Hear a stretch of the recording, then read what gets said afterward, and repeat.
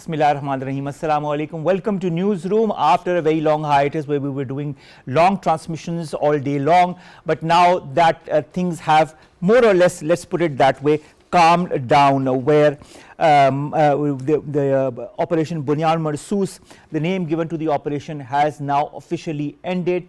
And there was a day also that was observed by everybody all across Pakistan to not only highlight the importance of this operation, but also to give thanks to Allah Almighty and to praise our armed forces for the valiant courage that they showed, not only the Pakistanis but also our adversaries and also the world. Pakistan stands up tactically now, strategically, amongst the Committee of Nations in this very region and across the world because of that one day where we showed the Indians what we were capable of. This was just one small trailer, let's put it that way, of the capabilities that our armed forces, our Pakistan Air Force, our army and our navy have. And there we have shown our adversary that we are not a country to be tampered with. As the DGISPR said, we had reserved to respond at a time and a place and a method of our choosing, and we did that. And of course that left the whole world, including India, stumped at the very nature of how we can respond. And as a result, we saw the ceasefire happening, we saw the Indians running and asking for a ceasefire, and that is how it happened. Because of the mediation of the US and Donald Trump, we went to this ceasefire, and we continuously are in this current position of ceasefire even after the meeting between the DGMOs, who have decided to continue with this ceasefire. In the beginning, the timings of the ceasefire were a bit lessened, but now they have been extended after the meeting between the two DGMOs. Also, Narendra Modi, the Indian Prime Minister, addresses the nation and again resorts to the same lies and fabrications that he has always been doing, and that has been refuted by the Foreign Office very recently in a statement as well. To discuss many things, whether it be the armed forces' resilience and bravery, whether it be the impact of Operation Bunyan Marsoos on enemy and the world, whether it be the readiness of our armed forces to tackle any future misadventure, or to talk about Pak-China time-tested ironclad friendship and the role of China under these circumstances, before that and after that, will be the topics that we will discuss during the whole course of not this interview but rather this show. We have with us many important guests right now. In studios, we've been joined by Major General Tariq Rashid Khan Saab, Hilal-e-Imtiaz military defense analyst. Thank you very much, sir, to have joined us. Online, we've been joined by Victor Gao. He's an international political analyst, joins us from, of course, he's of Chinese origin. Victor Gao, thank you very much to have joined us. Long time coming. So we will definitely be involving ourselves in a lot of interesting tit-tat during the whole course of this interview. Let's begin with you, Major General Tariq Rashid Khan Saab. Unprovoked attacks on Pakistani civilians, escalation by India, armed forces respond and have also shown that they are ready for any future misadventure whenever and however it happens. What is the message, if I were to ask you to summarize the message that the Pakistan Armed Forces or Pakistan has given to India and to the world, what would that be? I think the message is very loud and clear, that whatever we say, we mean it. We told you that our sympathies are those who were killed in Pahalgam incident. We said we are ready to cooperate with you in investigation. But if you try to undermine us, we will give you a befitting response, and our response will be very painful to you. Don't try to undermine the sovereignty or integrity of Pakistan. And they didn't listen to us, and they created war, hysteria. And then initially they tried to provoke Pakistan with 4 Rafale, and they could not cross the LOC, and we jammed them, and in confusion they landed at the Srinagar airport. And this was reported in the media. And then they, again after a couple of days, then they launched quite a massive air attack on Pakistan, over 70 to 75, thinking that may not be prepared. But what we said, that if you attack us, our response will be very painful and destructive to you. So we responded back with these 7-0 kill, you see. 3 Rafale, 1 Mirage 2000, 1 Su-30 and 1 MiG-29, and plus 1 Heron, the UAV, armed UAV. So the kill was 6+1. And but again, you see, they didn't leave it there.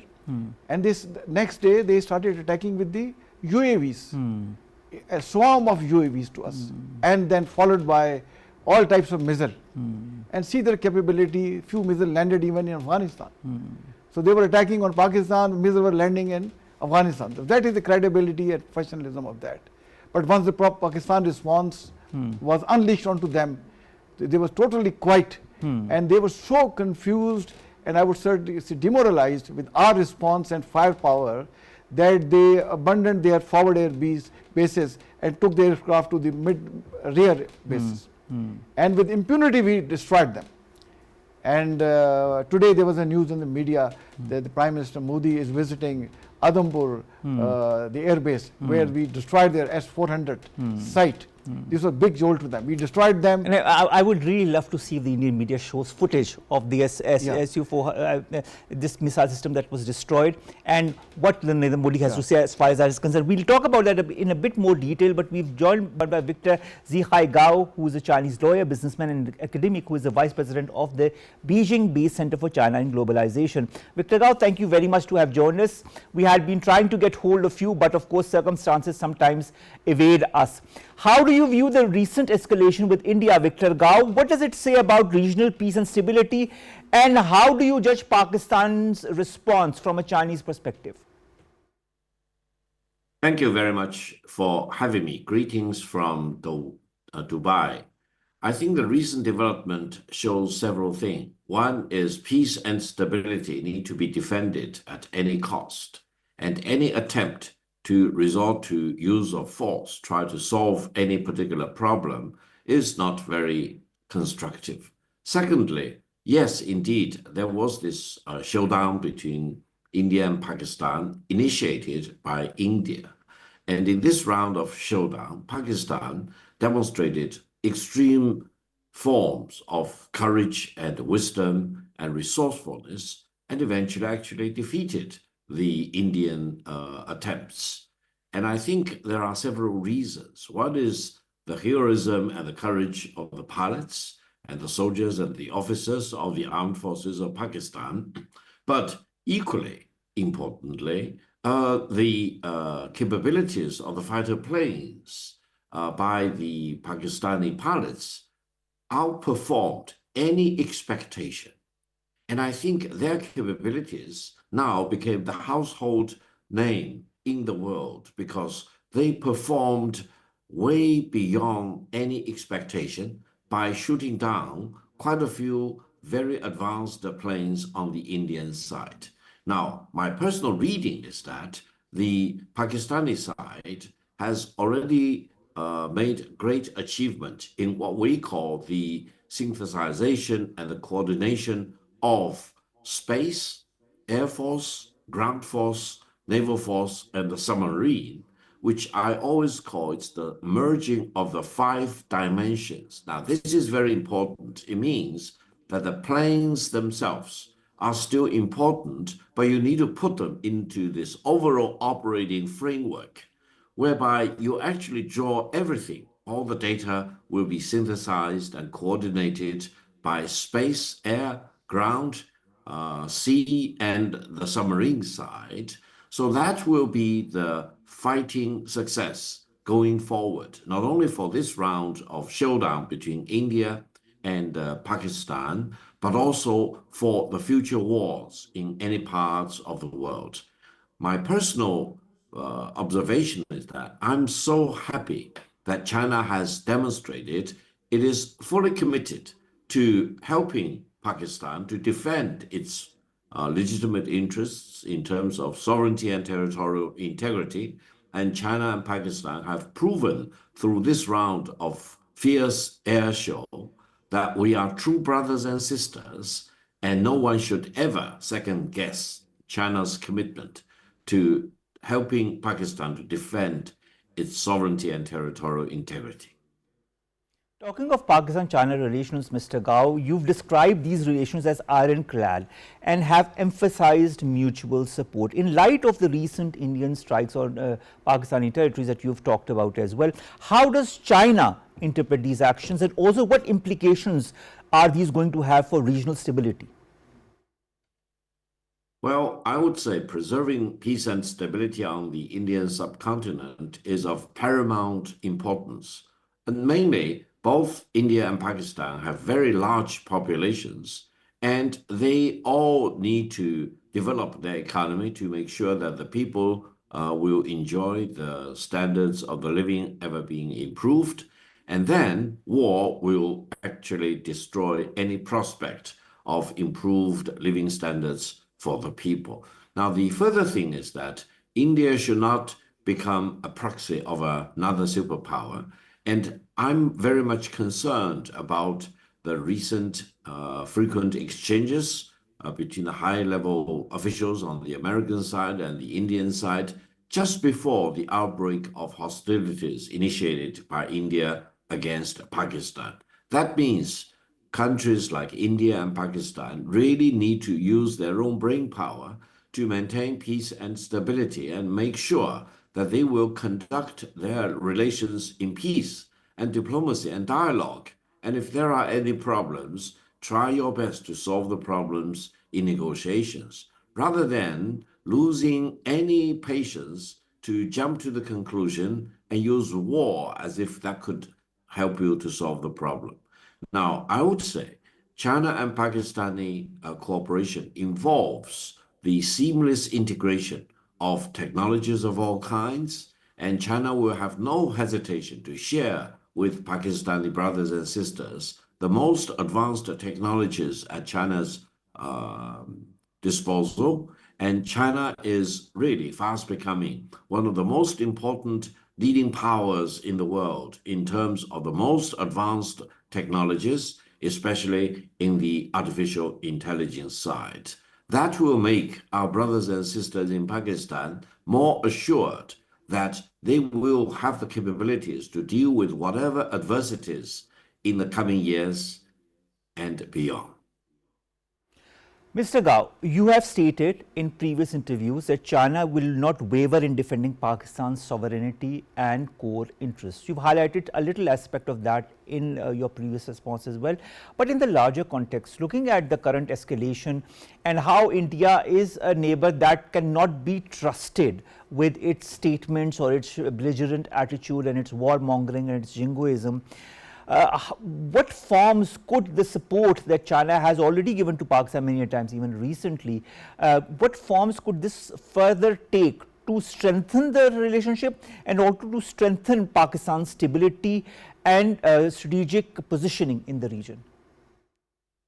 Yeah, allow me to mention one thing. I'm personally shocked when India decided to divert the water from Pakistan, which will result in extreme difficulties for the millions of the people in Pakistan if the water would be diverted otherwise. Now, I understand between Pakistan and India, there have been concluded agreements or even treaties about how the water in these important rivers should be allocated.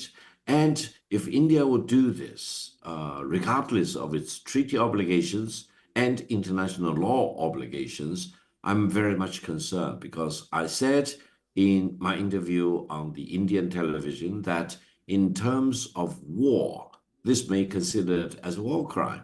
In terms of peace, this may be considered as a crime against humanity. So I will personally propose that among China, India, and Pakistan, we need to come up with agreements so that no country should be allowed to divert water from these rivers against international obligations or against mutual treaty obligations. And if one country decides to divert water against another country, which is on the downstream, then the third country on the upper stream should have the obligation to deal with this violating country.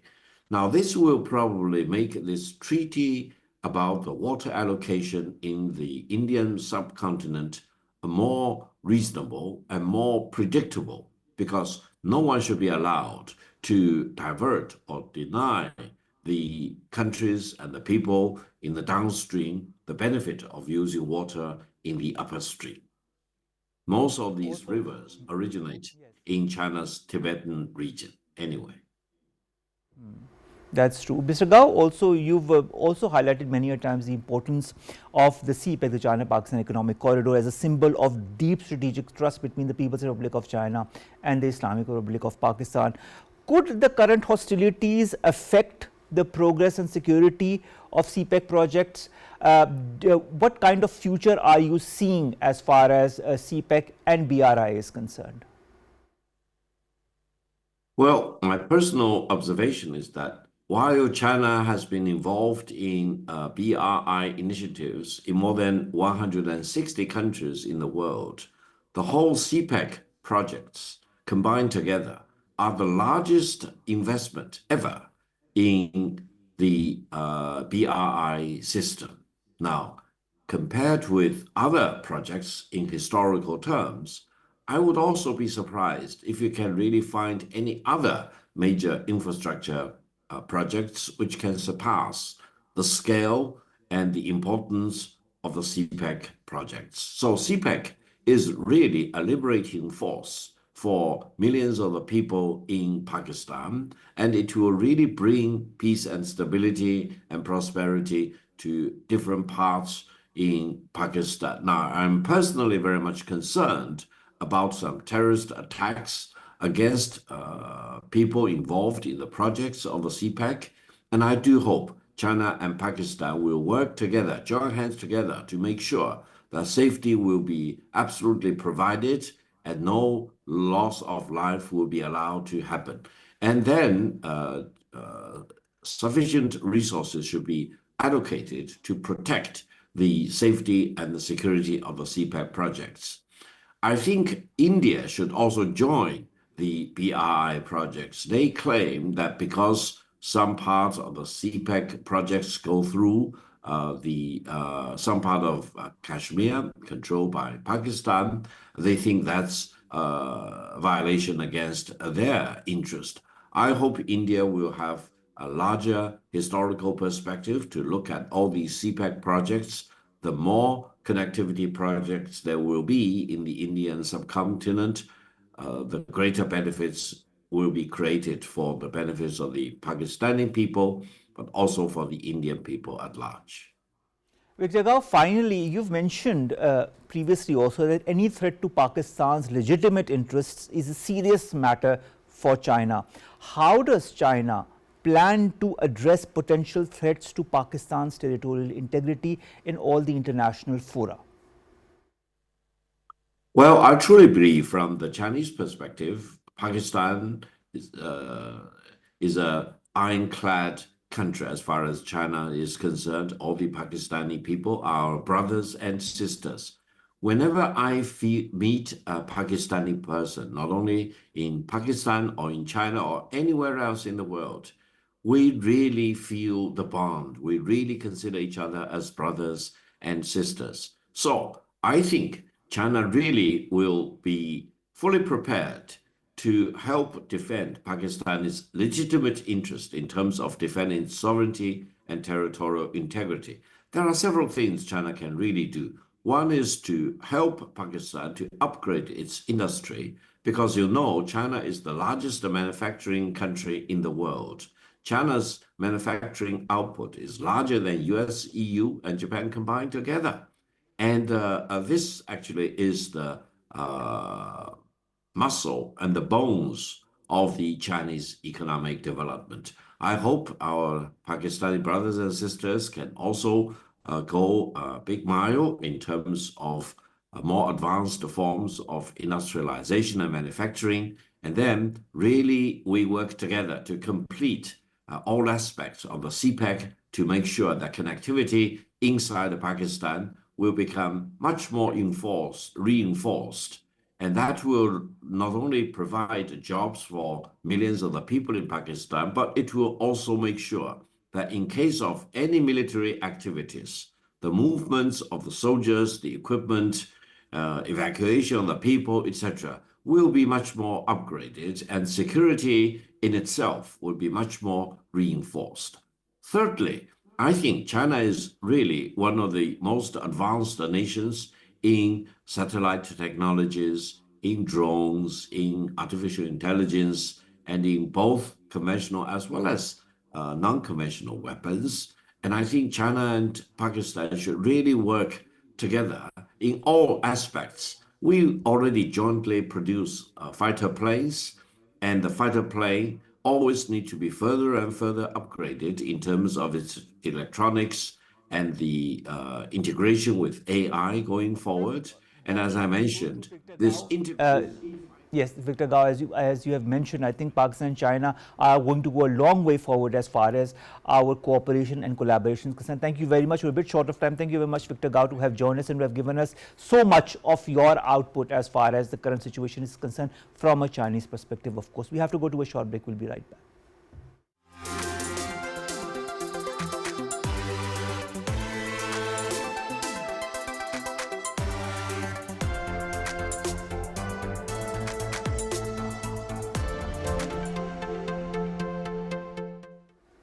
Welcome back to Newsroom, and of course we're discussing different elements of the post-conflict situation that rose from the Operation Bunyanu-Marsoos and also Marka-e-Haq that began all the way from the 22nd of last month.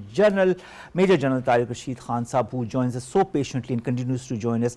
I'd like to understand, with the success of the Operation Bunyanu-Marsoos, how has Pakistan's defense posture evolved to address both unconventional and conventional threats from the Eastern Front? I think Pakistan has demonstrated very clearly that while our conventional deterrence is credible and backed by our unconventional deterrence. You see, the war, once India attacked us, they in fact challenged our deterrence. And whether you call it conventional or unconventional, despite well knowing that we are a nuclear power, they challenged that and they attacked us. And then they again continue with their UAVs and also by launching missile attacks. For the long range, the most deadly weapon they have in the terms of missile is the BrahMos. They launched onto Pakistan and they challenged this deterrence. But then we also, at our time of choosing and place, we unleashed whatever firepower we had, just a sample of that. We did not use the medium range missile or the intermediate range missile. We just used the short range missile backed up by artillery firepower.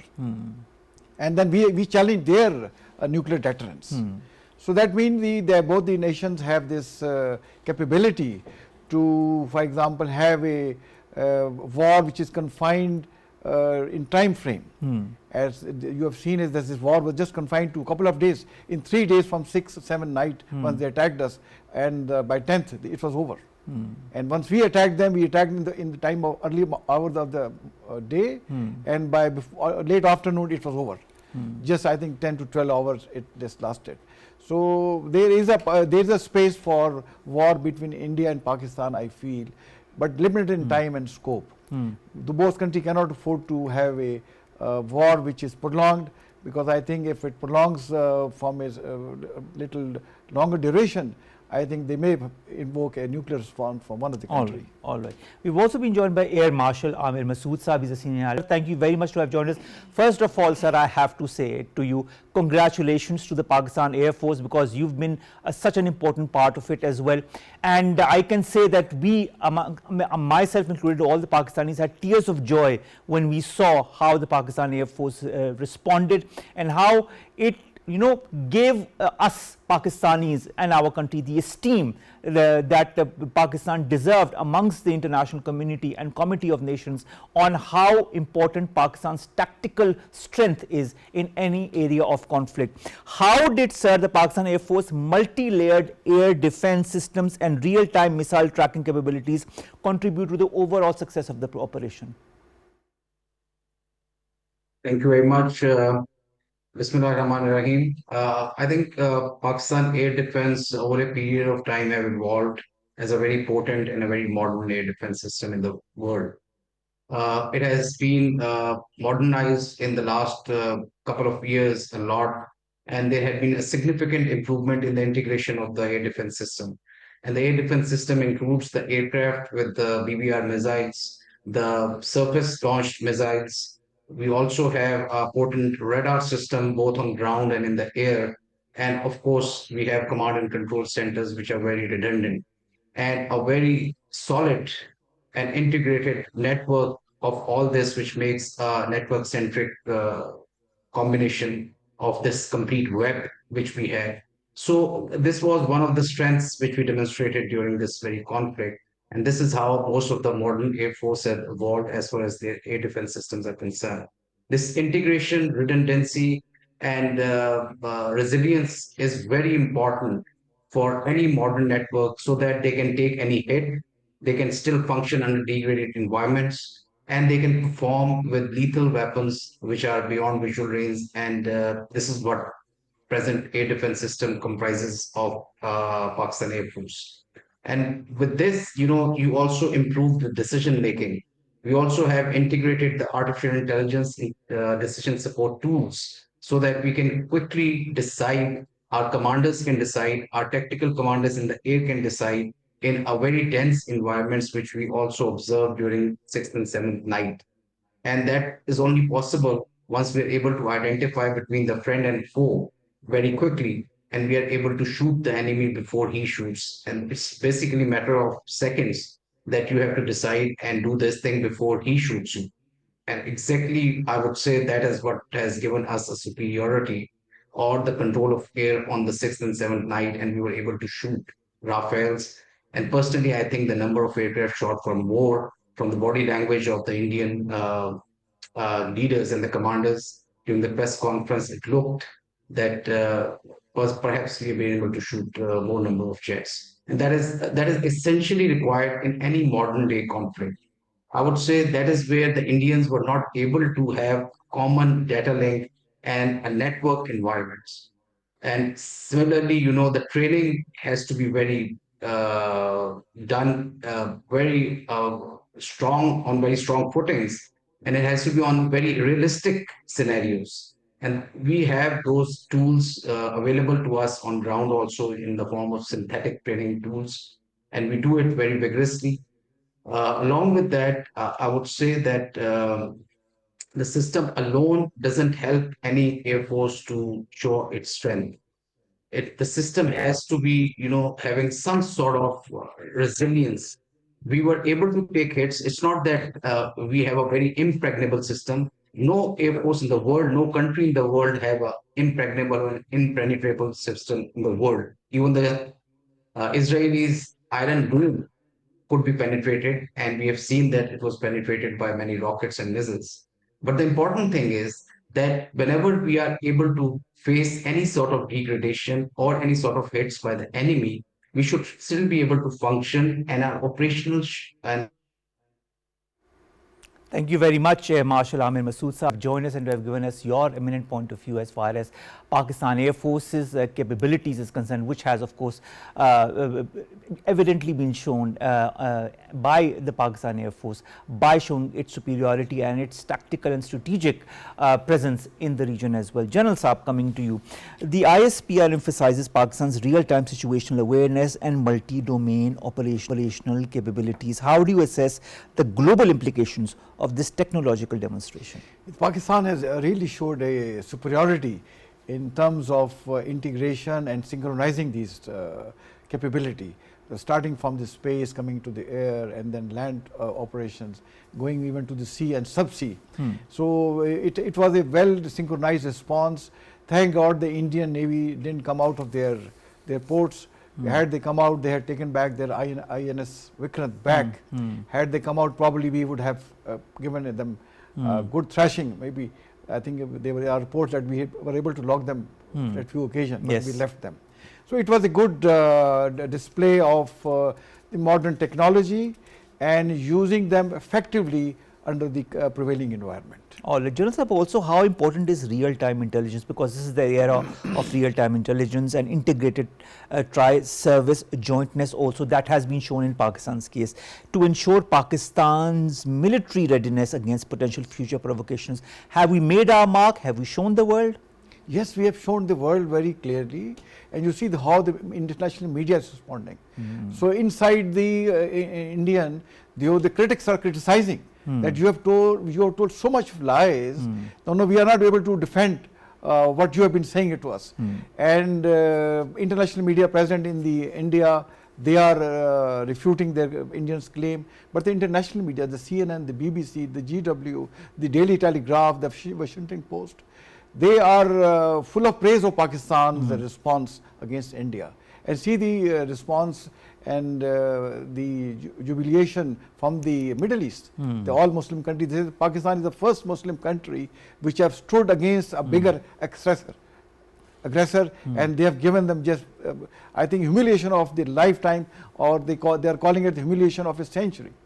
So this is I think, hands down and astounding victory which the Pakistan armed forces have been able to achieve against the Indian aggression. So basically Pakistan's international standing as well as diplomatic leverage has been increased in the wake of this tension. Definitely, and that's why you see one day before America was saying a different thing, overnight they changed their stance, and they have they come and they facilitated these things.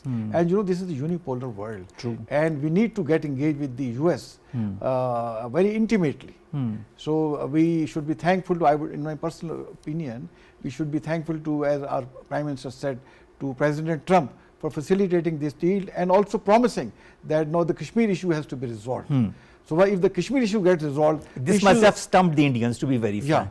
Yeah, and if the Kashmir issue is resolved as per the UN resolution, or even by Shimla agreement, or by facilitation of United Nations current President Mr. Trump, I think the remaining issue, including the water and their support to BLA, etc., then Fitna al-Khawarij, will also be resolved in the process. You know, I was thinking sometimes aloud that, you know, this recent escalation, Pakistan's response has also shown our those who are on the other border, on the other side of on the western border also, that Pakistan is not a force to be, you know, is a force to be reckoned with, and they should not indulge themselves in whatever they have been doing, whether it be the Fitna al-Khawarij, whether it be the BLA, with the Indian backing, of course, whose proof we've had. Now, what I'd like to also understand, what lessons can be drawn, sir, from this recent conflict that will shape Pakistan's military strategy and defense planning in the coming years to prevent future aggressions? So we need to update, keep updating our deterrence. Whatever capability we have in the domain of space, air, on land, or even on sea, we need to keep updating it. Because this time, for example, once we had to confront India, we just outclassed them. Their communication, we were able to jam their communication system. Even our youngsters who created this cyber warfare against them, they were able to hack their over 13 ministries. They were able to totally jam their communication, their railway booking system, even the site of BJP political headquarters, that was hacked. And they hacked even the site of the Indian Atomic Energy Commission. And once our aircraft were attacking on their all the forward bases, there was no Indian aircraft in the air. So that was the level of our synchronization and coordination amongst whether it was a cyber warfare, whether it was a launch of missile or artillery, or by air, or even by sea. This was a classic example of a response which outclassed Indian in every field. What, General Saab, should be Pakistan's long-term strategy to maintain this deterrent posture and prevent future escalations? I think we need to make use of this opportunity, and first we should try to have lasting peace in this region. We should be able to try to convince those powers like US, Saudi Arabia, Turkey, even Iran and China especially, that they need to put their pressure on India to resolve these issues once for all. I think this is a golden opportunity, once in a lifetime. If we are not able to resolve our long-standing issues with India at this time, this time may not come again. So we need to have to capitalize. There is no other way. So this is no or never. So making use of this opportunity. Strike with the hammer while the iron is hot. While iron is hot.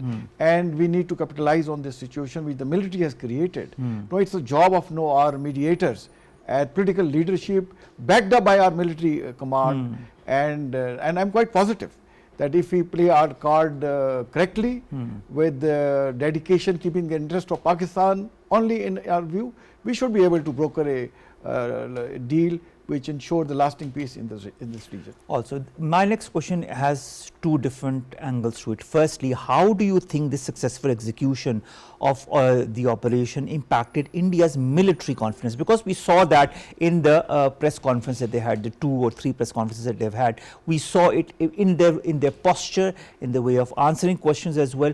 Particularly given the heavy losses in the high value assets and strategic positions, but also I'd like to understand why, despite this failure from the Indian side, we have the Indian Prime Minister who addresses the nation and continues with his jingoism and warmongering. We've had to have a statement emanate from the Foreign Office to refute all that what he has been saying after the mediation of the US, after the losses that they have incurred. Hasn't the Prime Minister or the Indian government understood? I think whatever he was saying after this conflict, his body language and whatever he was saying was not synchronized. His body language was different, and from a defeatist mindset, he was just having a war rhetoric, just trying to, for example, address his audience, his Indian, especially the RSS people, that this is a victory for them. I don't know which kind of victory is for them. Their Indian Air Force chief has been attacked by 4 or 5 of their fighter pilots. Just imagine. And they are asking me that he is a Sikh. So their own foreign secretary had to protect his tweets because of the onslaught on him and his daughter by the RSS goons as well. Just imagine. And their the army chief, General Manoj, he said we should not have gone to war with Pakistan. And one of the Lieutenant General R.S. Shankar, he says that the Chinese weapons are okay, but because we were defeated because they were being operated by Pakistani. It was the combination, it was a lethal combination. He was saying if we have a choice, we shouldn't go war with, we can afford to go to war with China, but not with Pakistan. So that speaks by itself that how Pakistani were able to defeat them. And I think better sense should prevail. We should get engaged with all the facilitators. We should tell them that they should try to advise Modi not to, for example, to continue with such war rhetoric. There is a limit to it, limit to lying again and again. And in my opinion, I think this is a very difficult time for Modi. He may not be able to survive for very long. Let's see what the coming months have. So there are the elections in Bihar that are going to happen in the next couple of months. That is what the whole rhetoric was all about. Finally, last question, small answer. How has this coordinated and integrated response from Pakistan's armed forces set a new precedent for joint military operations in the region? This has highlighted that the future war will be joint, synchronized, net-centric warfare, where the satellites, the air, men in the air in the shape of pilots, the drones, the UAVs, and firepower which you launch or ground maneuver, and in the sea, this all has to be synchronized, and it has to be backed up by the people of that country. As you have seen it, that the armed forces, when they were on offensive against the India, and the people of that area who were standing by in the village or near small town from where the firing was carried out, they were just there to help back up the Pakistani soldier. The war has to be fought with the nation, but with the military capable of having a credible, potent deterrence and capability, which if they say, they should mean it, as Pakistan said, that whatever they said, they mean it, and they showed it number of times. So I think we have given a good lesson to India, and set a new precedent. I think this is what I feel. And let's hope for the best. Let's hope for the best. And as our message to India would be, expect the worst from Pakistan if you resort to any such venture in the future. Omar, Khalid bids you farewell from this episode of Newsroom. We'll see you inshallah tomorrow with new stories that pertain to us, you and Pakistan. Stay safe. Allah Hafiz.